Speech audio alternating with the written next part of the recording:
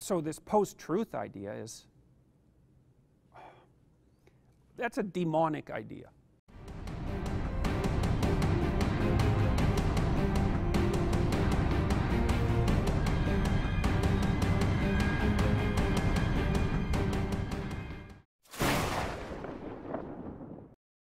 See, the world's too complex to describe completely. And so you have to lay a structure on it in order to simplify it. And you might say because of that there's no way of getting at the truth, because you have to lay this structure on it and simplify it. But that's actually not technically correct. Like, imagine that, because when you simplify the world, you're basically compressing it like a compression algorithm. And if you use an unbiased compression algorithm to represent a set of data, then you sample equally from the entire data set. You don't take all the data, but you sample equally, and then you get a representation of the whole. It's an accurate representation, it's just not as detailed. Well, that's sort of what you want to do as a journalist, to the degree that you can.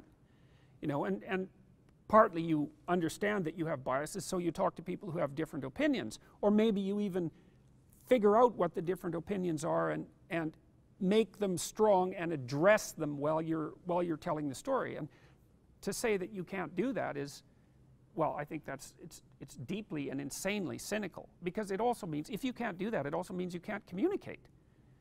You know, if there's no truth, why do people talk to each other? What the hell's the point? We wouldn't communicate if there was no way of communicating truth. It would be pointless.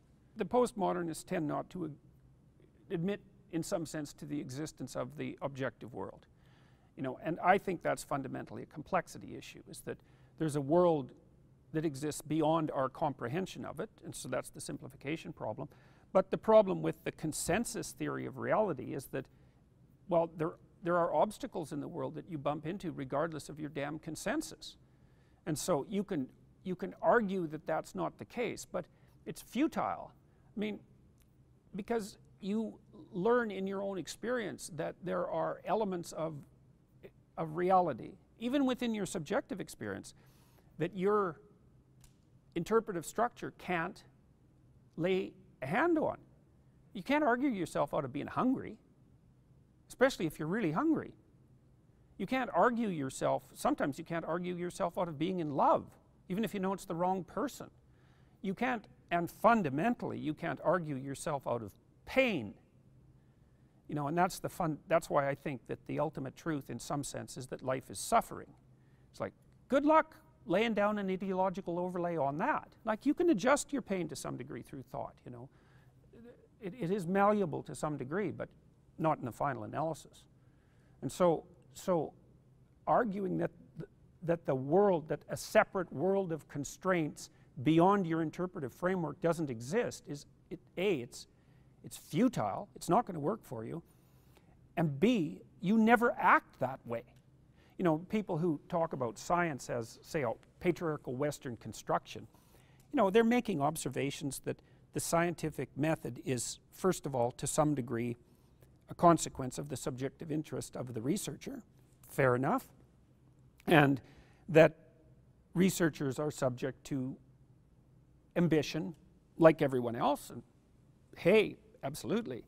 But part of the scientific method is the competition of ambitions and the decision through the competing ambitions about what actually constitutes the shared ground of experience. And you might say, well, I don't believe in any of that. It's like, yes, you do. You use computers, you fly on airplanes, you drink filtered water, you participate in the technological society.